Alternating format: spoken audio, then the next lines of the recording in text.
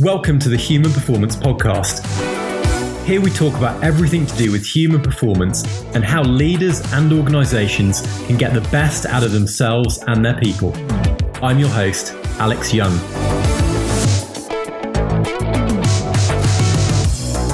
My guest on the podcast this week is Liz Lewinson. Liz is the award-winning author of American Buddhist Rebel, Women, Meditation and Power, and The Power of the Loving Man. A long-time practitioner and teacher of meditation and mindfulness, Liz enjoys upending traditional, repressive views of power, women and men. Her executive career spans public relations, Wall Street technology, and non-profit management. We discuss how to practice meditation to boost you over the pandemic, how raising your internal energy gives you a new approach to your daily performance, and Liz provides some practical tips for gaining energy.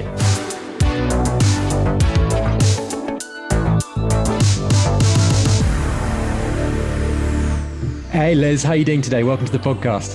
Thank you so much. I'm looking forward to chatting with you today. Likewise. Well, I think it's going to be some fascinating topics that we're going to cover and really pertinent to all the listeners, especially those in very busy jobs on the back of COVID-19 and everything that's been happening over the last year and a little bit longer. But before we jump into that, it'd be great just for you to introduce yourself and your amazing background to everyone listening or watching. My name is Liz Lewinson, and I have diverse hats that I wear. I am an author. Recently, I've written 3 books, American Buddhist Rebel, The Power of the Loving Man, and Women, Meditation and Power. And I also have a long-term background in technology, where I was an executive in tech. And before that, I was in public relations in Hollywood. And I just sort of shot up the ladder in that particular career and was, a senior VP at a couple of major studios before I left. So I've had all different backgrounds, and I think that's helped me sort of formulate some of the things I'm going to say today. And of course, I'm also a long-time meditator and also a long-time teacher of meditation, different types of like techniques. So that's my background, kind of what we say, well-rounded. No, well, I mean, I think it's really interesting hearing you talk, because obviously all of those different areas that you've worked in are quite different, but they're all quite sort of, high stress, high intensity.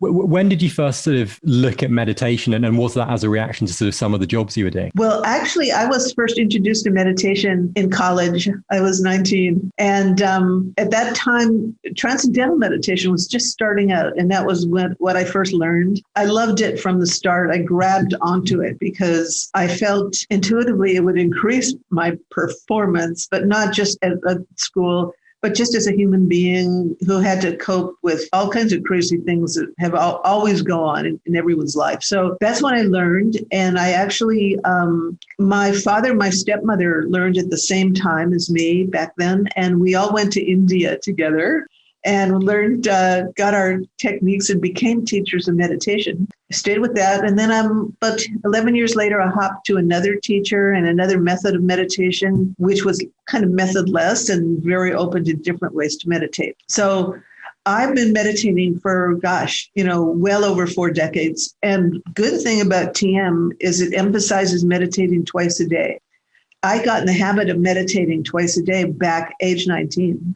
So now that I'm, many decades ahead of that, that's how long I've been meditating, twice a day. And I will tell you, it makes a huge difference in my outlook, my intuition, my ability to see what's kind of going on. I think I mentioned streetwise. Yeah. Meditation does not make you spacey. That's not my experience. And for anyone listening, more perceptive, I think. and for anyone kind of listening or watching who might not be familiar with transcendental meditation or even meditation in general, what in particular about TM defines it from things like breathing exercise? Well, I'm not in TM anymore, but I will say that the emphasis twice a day meditation is really good, and they give you a mantra. That's a sound. Now, as I'm talking to you today in this first part, I'm going to give everyone a mantra, not a TM mantra, because I promised to keep that a secret. And of course, if I say that, I'll do it. If I promise to keep something a secret, it's done. You don't have to ask again. So So TM really was great. It's still around there. People still enjoy it. One of the things they say in TM, which I don't agree with at all anymore, is that you sit, you meditate, you start saying your mantra, and then everything all these thoughts, this is what we learned back then. Don't know if that our release of stress. But I have to tell you, that's BS. Okay. It's not true. Thoughts just mean you're still beginning, you're learning to meditate, because eventually you're not going to have much or any thought when you meditate. You're just going into pure, beautiful stillness. So TM was great. It really was a beautiful start to my career as a meditator. And then, as I said, about 11 years later, I went to hear another teacher who was quite different. He was American and funny and young and hip. And his idea of meditation was just much more intense, many ways to meditate. You can meditate visually. There's a type of meditation called gazing. And in that, and honestly, you can do that wherever you are, because if you can meditate on a flower, you can just gaze intently on one part of a flower, trying to have no other thought in your mind. That's a form of meditation, and it really works. You can meditate on a mountaintop. You can meditate on the horizon, and lovely on a sunset. So what I learned from teacher number 2, who I stayed with for a number of years, is all these different ways to meditate. And I found that very helpful. So with TM, you kind of learn one way, and then they'll tweak it, and perfectly excellent start. I would tell anybody to learn many ways and become a discriminating enjoyer of meditation. And in terms of what we've seen over, I said to the last 12 months or a little bit longer with COVID and stress levels increasing and people working from home and doing hundreds and hundreds of Zoom calls and things like that. How can meditation help, and how have you seen meditation help people? Meditation can really help. And I know more and more people have tried meditation during the pandemic, and hopefully they're keeping it up afterward. So what meditation does is you take some time, and the easiest time of the day is actually when you first wake up, before you've started your day. You can grab 15 minutes, even if you wake up 15 minutes earlier. Sit up, close your eyes. First thing you'd want to do is take a few deep breaths, just sort of settle in a little bit. And then you can start with this some kind of a mantra meditation, because it creates a vibration. So a mantra is a sound, and every sound has a vibration. So let's say the mantra I was going to say, everyone should try if they've never meditated. It's a wonderful and strong and ancient mantra, and it's from the Tibetan culture.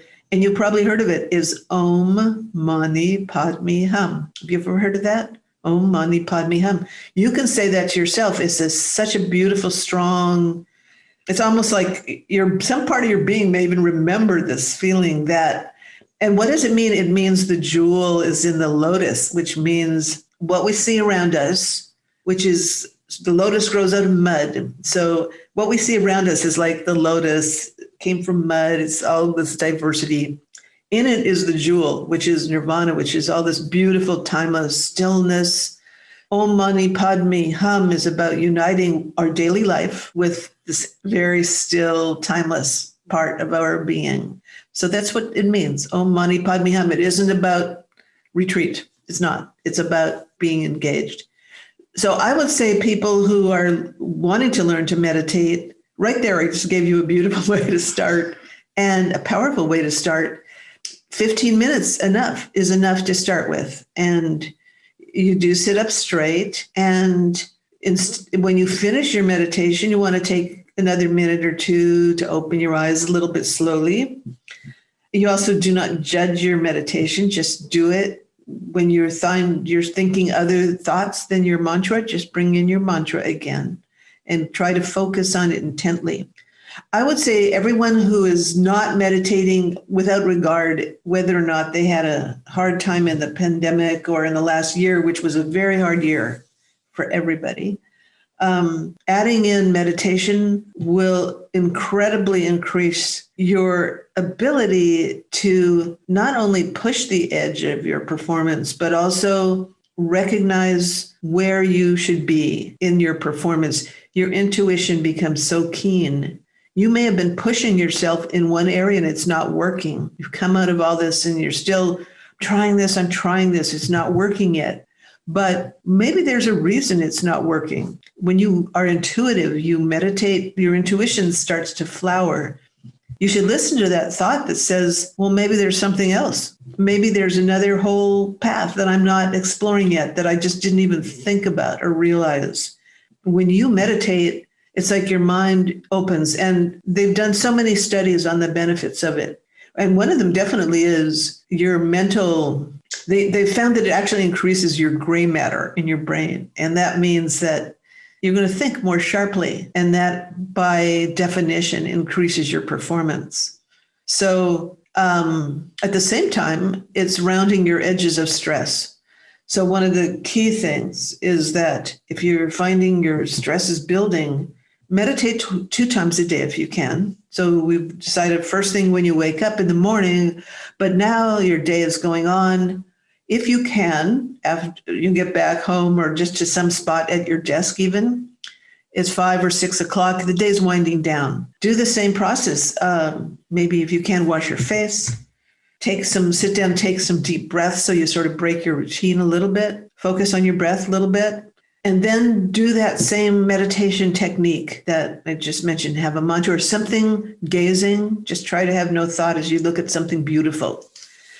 Those are ideas to help your thoughts still down, which is essentially meditation is about getting your thought more and more still, which takes time. We've all had the habit of yabbering ever since we were born. So this is a different skill. And it's a lot easier, by the way, to meditate in nature or places where there's not all kinds of people around, but we don't necessarily have that luxury. So we're going to try to just meditate wherever we are, try to still our mind.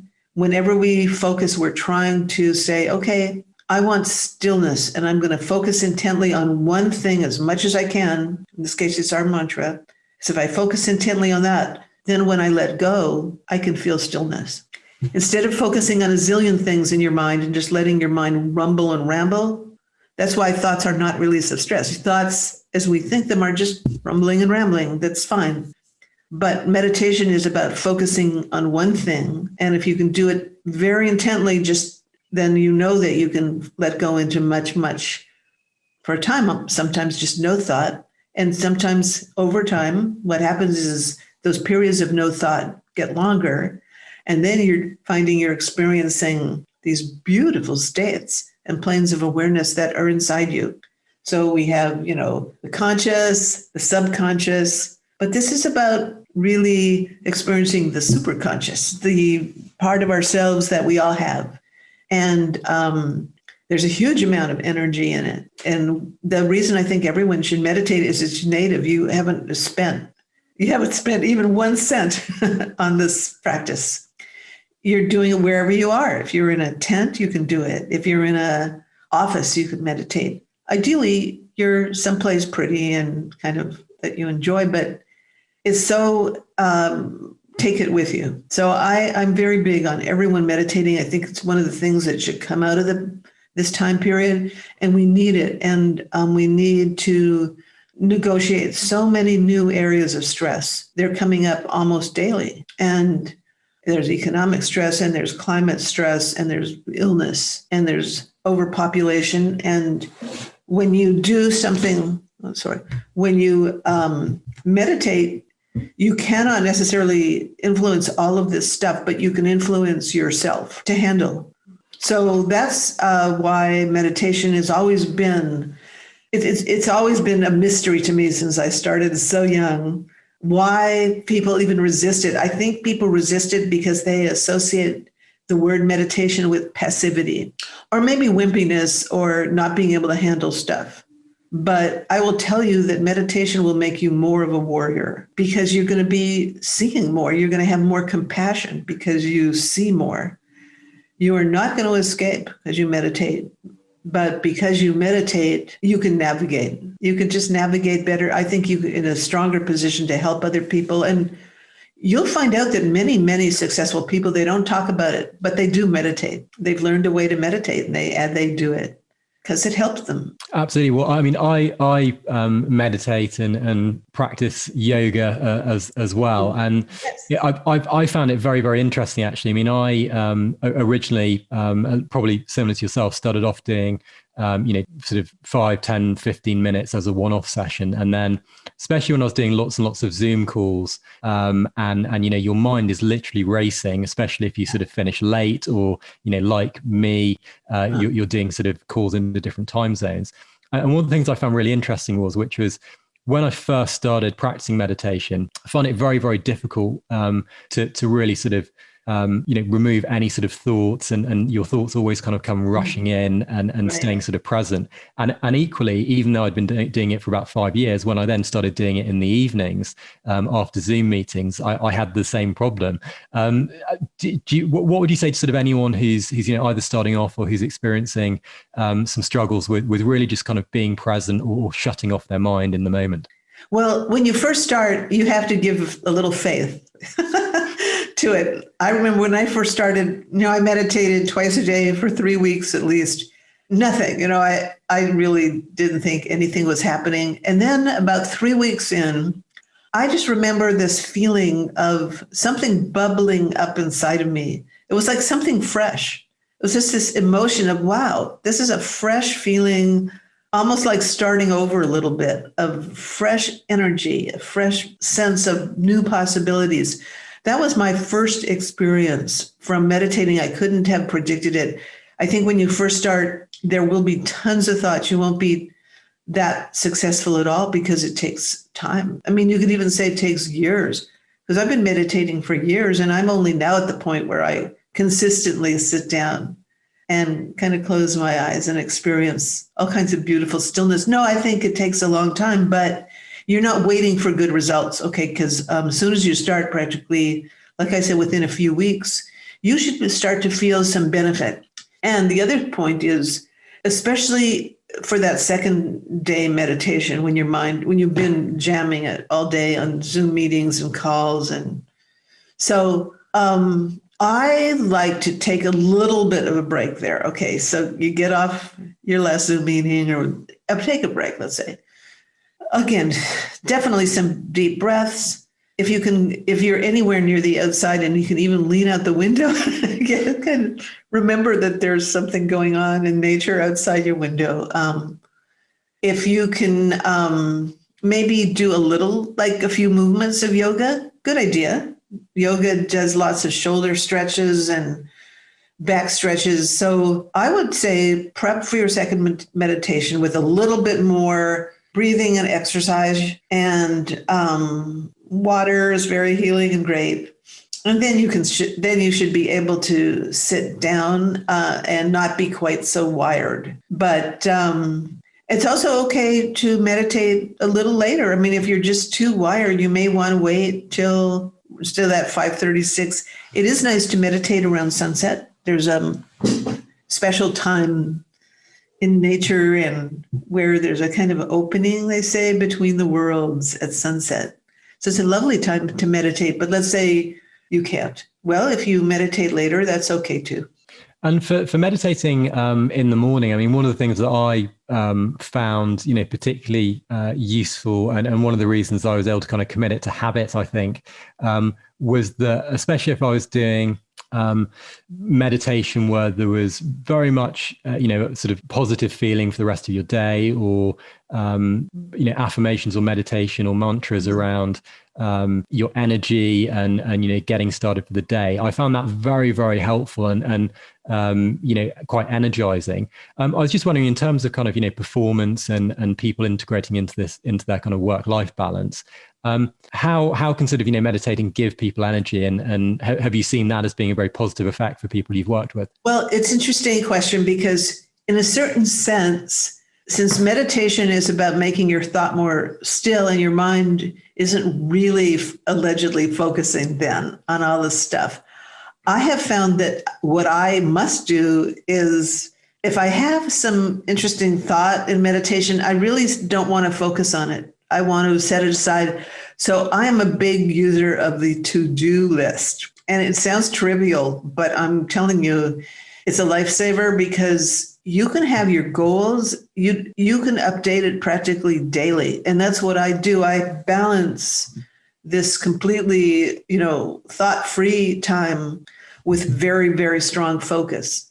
And in fact, that's what the second teacher I studied with emphasized. He said, if you want to have high experiences in meditation, you have to focus and use your mind in a very challenging, high performance ways during the day, because your mind is like a muscle.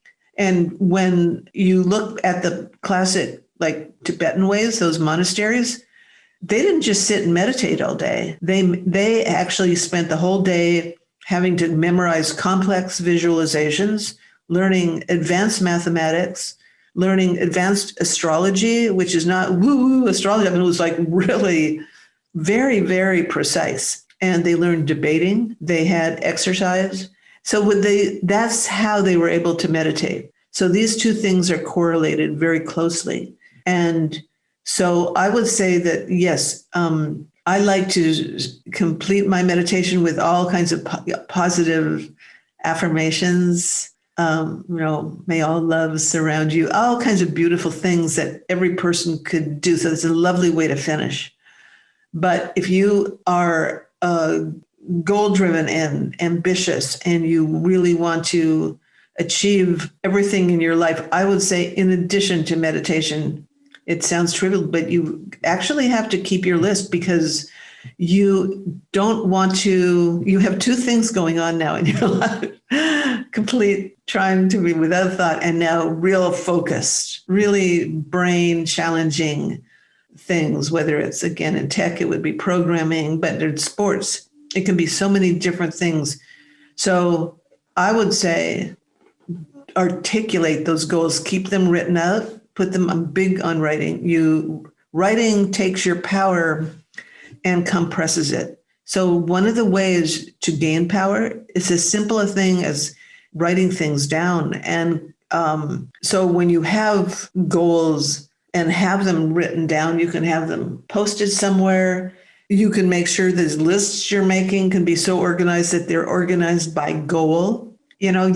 You guys who are professionals or people who just are out there, whatever you're doing, I would approach it like an amazingly complex, but again, in Tibet, they memorized the visual of a very complex, they called it a mandala, had literally thousands of pieces in it, and they had to memorize the whole thing and where it belonged. So that was part of their practice. And what you as a person in the world do is you take all these pieces and you just go, this isn't weird. This isn't stuff that isn't really me. No, it is really you. It's part of your way you're going to be happier and more energized. You know that when you do well in any of your endeavors, you're more energized. Your performances peak. That goes with meditation, but it's a little bit two different streams. Does that make sense? Yeah, completely. And it's very interesting hearing you talk about sort of the energy and the things you do outside of your kind of meditative practice, because I think, again, for busy individuals and the world we live in now and even before, it's very important for people to be kind to themselves, look after themselves. And even before we sort of get to integrating habit and meditation, I think that element of just recognizing if you're running low on energy or things that sort of energize you in life. And as you say, if your goals base and you're hitting your goals and you're doing well, you're going to love what you're doing. You're going to have that energy. You're going to want to go into work. But if things are not going well, that's often when things sort of start to become difficult. Have you got any sort of, musings around how people can sort of, check their energy and what they can do in terms of practical tips to be as energized as possible? Well, there isn't. So let's step back and say we all have energy. We all have actually like an energy body around us, and it does get depleted. And I think it's good to understand how sometimes when one of the main ways things get depleted is in relationships. And it's very important to if you're around people who are angry, that if you're open to them and or you're overexposed, that will deplete your energy. And you need to find a way to shield yourself. And it's also, if you can, be thinking that it's a priority not to have that situation, whatever means that you find to get rid of that kind of anger in your life. Anger is one of the more depleting energy loss things. And so is, if let's say you have a goal and again, you're racing and you're trying so hard to achieve it, it's not happening. You have to be fun to be flexible and realize, well, why don't I could start over? Maybe the goal is not exactly for me, or maybe the way I'm trying to achieve it isn't. So the sense that you can start over in Zen, one of the most energizing things is in Zen, it's called beginner's mind. And if, it's you approach everything like a beginner. And what that does for you is it allows you to let go of all this stuff that may be draining your energy. It allows you to think, well, I'm in a situation, I'm just beginning, even though I had all these assumptions, I'm trying to look at it like I'd never even heard of any of it before. And what that does for you is it's actually a way to see more clearly. I look at things that way. I also look at things, there's much talk about compassion. I'm a great believer in compassion for people so we don't get angry. We feel compassion toward people who are suffering, who may be expressing anger toward us. That can help you keep a distance and keep your own mind clean. We need to talk about mindfulness, but one of the ways to achieve mindfulness is that when people are expressing negativity, which will drain your energy, or people are arguing or not getting along, that you do feel compassion. That's one way. I'm very big on feeling dispassion. I feel like I just move into this state of, I don't feel either.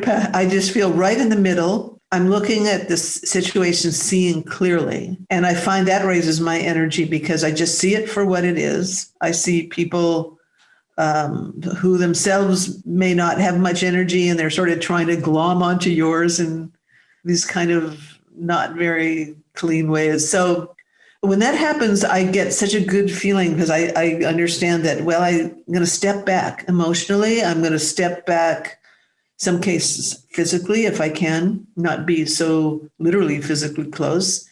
And I just get into a state of, yeah, I get it. It's very clear to me what's going on here. No surprises. People are unhappy about different things. That doesn't mean I have to be. So this emotional thing is one of the main ways we all get our energy drained, is we're involved in situations that aren't really working for us, but yet there's ways in our mindful state that we can see that we negotiate around them. And, in work these days, there's more and more ways that a good manager should be able to help with, getting things out in the open so no one's festering. That kind of thing drains your energy so much.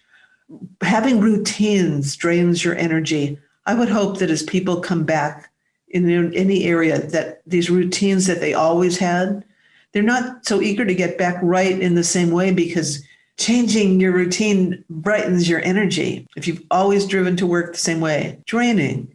If you've always worked the same way and eaten in the same restaurants, and all draining. And I think one of the things people are noticing now, things are changing in some subtle ways. That's actually a good thing. It's a good thing for energy raising. There's so many situations that we could talk about, but mindfulness is critical. So mindfulness means that you watch your own emotions. You can't necessarily control other people, but like I recently just spoke to someone, a nice person, friend, and all of a sudden he started talking about his mother. She is so blah. He was angry at his mother, okay? Well, his whole personality changed. His energy changed terribly because he was feeling the anger. Mother's like off somewhere across the country. I didn't feel much about the mom. I felt this person is harboring all this anger inside themselves. How sad, that person should be mindful and go, wait a minute, who's getting harmed here? How can I give someone that much power over me if I can just say to myself, hey, she's doing her best, or he's doing his best, or It's me now who's feeling anger. And that's when you, as a mindful person, want to go take, again, deep breaths, look at it like a brand new kid, that state of mind. Just whatever you do to give yourself the input that doesn't keep that negative emotion inside of you. That's mindfulness. It can be very tricky, but you're driving on the freeway and it gets all messed up. Well, that's the time you'd better be prepared with some audiobooks. There's things you could plan ahead for. But if you want to be high performance, really high performance, I think you have to be very discriminating about who is around you in a close sense, and what is their state of mind? Are they being mindful? Everyone can be responsible for themselves, and it's hard. But what better challenge to have? Because to me, peak human performance is not just being a great athlete or really wealthy or, getting your gig together. Musician is definitely about emotional beauty. It's about being not angry, but loving, being kind, and not being the kind of person who wants to be powerful at the expense of suppressing others. That's cheap power, man. Cheap power is suppressing other people. True power is just radiating from within yourself and being able to express it, just sharing it naturally without even any sense of domination or control. It's really about a fluidity, if anything. So being able to listen, that's what a skill. That's beautiful human performance. So many great aspects to human performance that may or may not have been considered. And I'm hoping again that people take this time that they were isolated and they weren't around everybody, and to sort of step back. And if people are maintaining bad habits on Zoom, I hope not. I hope everyone's a little sense of humor has returned a bit. Is that what you're finding on your Zoom meetings? Absolutely. And I think, it certainly helps that the end is in sight. But yeah, I think you're absolutely right. And it reminds me of a really good sort of, performance coaching principle, which is, in terms of sports and things, if, lots of times things happen outside of your sort of circle of control, as they happen in life. And you can't control some of those things, but what you can control is your reaction to that and your emotions. And, very similar with COVID, when these things happen and places go into stay at home order and lockdown and quarantine, that there's very little that you as an individual in a society can kind of do to overcome that. And you could easily sort of sit at home feeling like a victim, getting angry, being like, why can't I go outside? Or you could, look at what you can do to improve things, what new skills you could learn, and just manage your emotions, which I find absolutely fascinating. And that's something that really speaks to kind of performance. I don't know, would you sort of agree with that? Oh, I definitely agree with this. It's another level of amazing challenge, isn't it? And I think now that things are lifting again a little bit, definitely there are ways to raise your energy. And if you find yourself stuck like in this endless circle of repeating incidents and thoughts in your brain, sometimes just going out into the closest nature you can find, or further away, but a walk on the beach, somewhere where there's not a lot of people around, and there's some a walk in the woods if there's not a lot of people around. Something that just sort of cleanses this energy body that you have around you. It can get clogged up with other people's thoughts and emotions, and you may be thinking things that aren't even your own. And I was feeling that during the pandemic, by the way. Since I've been meditating a long time, I'm highly intuitive or psychic from all these years of meditation. I used to sit here in my little place and just feel waves of anxiety or waves of fear or waves of this and that. And I knew it wasn't all me. I just wasn't. It was the general population. And I feel like to be aware of that is helpful, because then you go, oh my God, first idea is it's all me. I'm losing it completely. But yet, if you understand that maybe you're just picking up on things, because every human being is far more psychic than you give yourself credit for, and also more intuitive, but then we've been taught to listen. So now that we're emerging, I think is a great time to test out some of these ways that you do naturally raise energy. So yeah, exercise does, we know that. Learning new skills does that.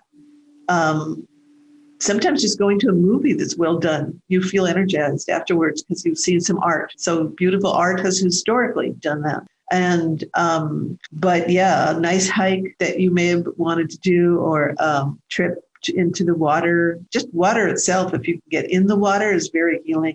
These are things to do to raise your energy level. And then when you're feeling like that, be conscious and hold on to it and say, hey, doesn't have to be just a fleeting moment.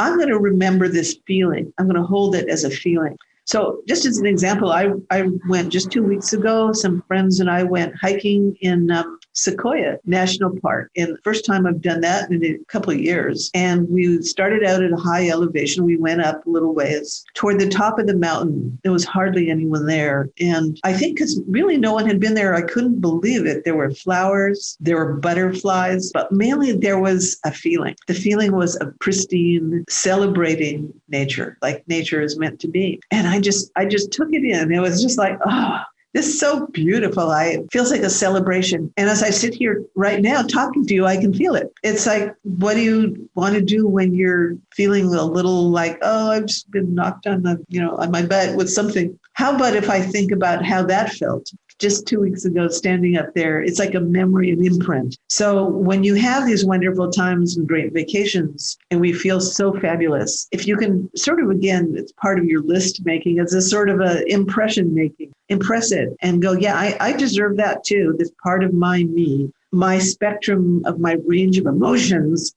is now like increased. So when they say people, most humans have this pretty small emotional gamut. When you meditate and practice mindfulness to keep everything together, but especially when you meditate, you increase your range of emotional intelligence and emotional experience. It becomes more beautiful. It goes up on the higher end because you're experiencing this new range of inner bubbliness or inner brightness that you hadn't experienced before. So, and then you go forward with that. So your human performance is going to be so much better and so much more integrated and balanced. That's key. Yeah, and I mean, you've had an amazing career, as you sort of touched on at the top of the conversation.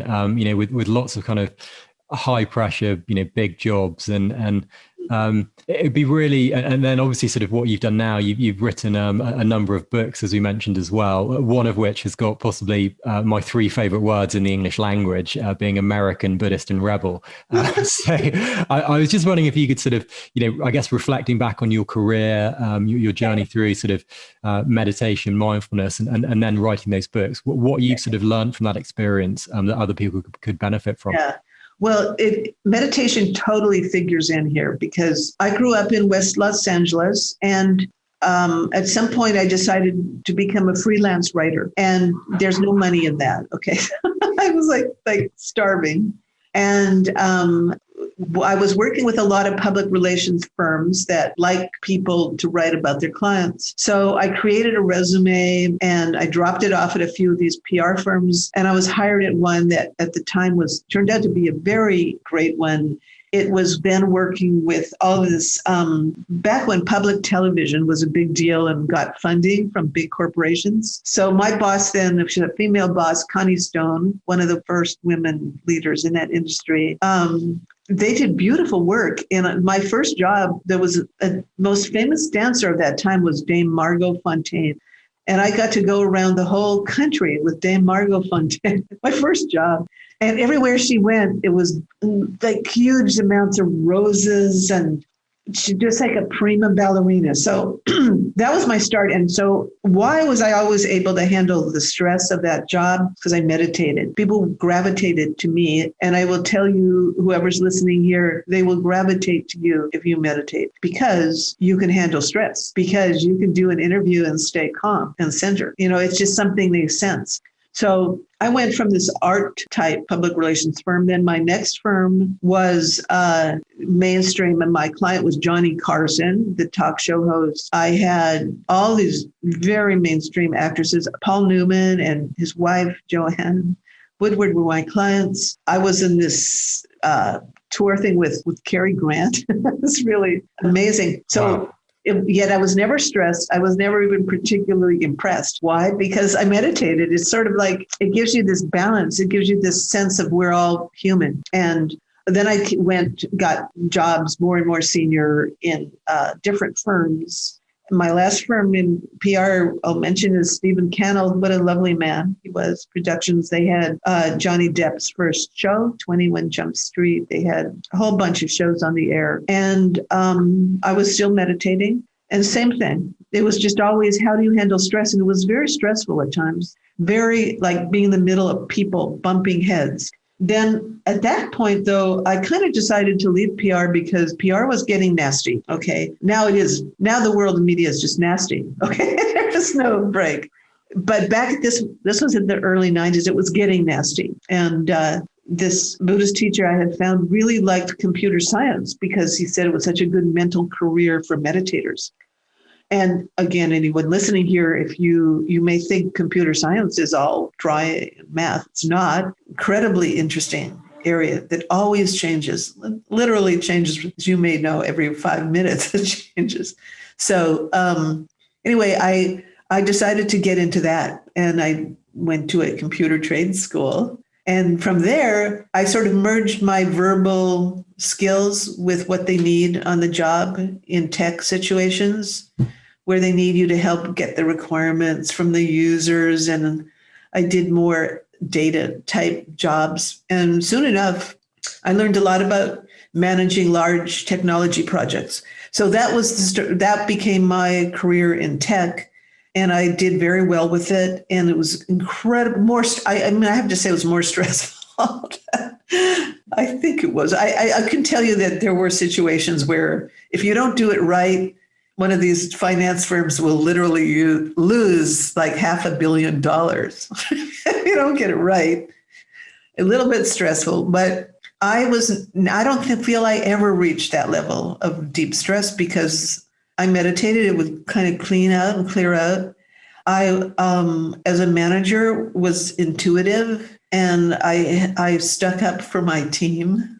You know, if a manager said something that my team didn't deserve, I would just push right back. So I did well in that career and enjoyed it. So I think that meditation has always served me at every day of my career and also my health. You know, I think that, knock wood, I've never had a health problem. I'm not saying that every meditator would feel that, but I once fell and I broke my wrist. I'm saying I never had an internal health problem. And I think that years have passed. I feel like if you manage your stress, I'm not guaranteeing for a second that but I will say that stress is one of the biggest causes of your illness. And so meditation, again, this idea that you want to purposely make your mind more quiet, do this focus exercise. That's what meditation is. Going back to the beginning, you're learning to focus on one thing. And I think it'd be fun if you guys try Om Mani Padme Hum, Om Mani Padme Hum. Such a beautiful mantra. And try focusing on that as intently as you can. That little process of focus and then letting go into stillness more and more, and read about other techniques. Don't take my word for it, but read about others and do it. And you can, I like to meditate to a band called Zazen, Zazen. Zazen has songs like Samurai, or that's how you know you hit the right Zazen, Ecstasy, Samadhi. The band called Zazen is beautiful for meditation music. So that's another helpful way it's like a buffer. Okay, so there again, busy day. If you sit down and you have some beautiful music like this Zazen band, that's their name, Zazen, you put it on 3 songs or 4 songs is 15 minutes. You can just listen to the notes of the music, focus on the notes of the music, and you have meditated well. So yeah, okay, my whole career is about meditation and successfully meditating, successfully navigating cultural issues. When I've made a mistake, successfully rebounding. Everyone makes mistakes. I heard recently of somebody, she was fired from her job and she was so upset, depression, huge drama. Okay, you got fired from your job. The rebound is the skill. That's if you're meditating and you touch a very lovely still place, you get it. It's perspective. There's eternity, and then there's what happened to you today. I think that's a fantastic summary, and just as we sort of finish wrapping up here, it would be great to learn who your human performance hero is that's inspired you on your journey. I thought right now, my heroes are. I'm going to give you some general ones because I'm going to say, because I live in a fire area and the fires rage through here, firefighters. They're actually my heroes because what a job, man. You just sit there waiting for the call to come, and you're completely in these areas in California, which have so much woods, you're just outnumbered. And yet you have the skill and the faith, and I think the courage to go out there. So I believe I'm putting firefighters, people who are willing to do that at the top. And I also, just from the news, I want to give you someone that not everyone will agree with, but I think Richard Branson. You know what? People are like dissing what he did, because he didn't quite go into space. And I would say to anyone, give yourself a break and give himself a break, because human performance is vast. He is the one, there are no big government agencies anymore supporting space. He and these guys that everyone is trashing are the ones that are going to do all the pioneering work for space.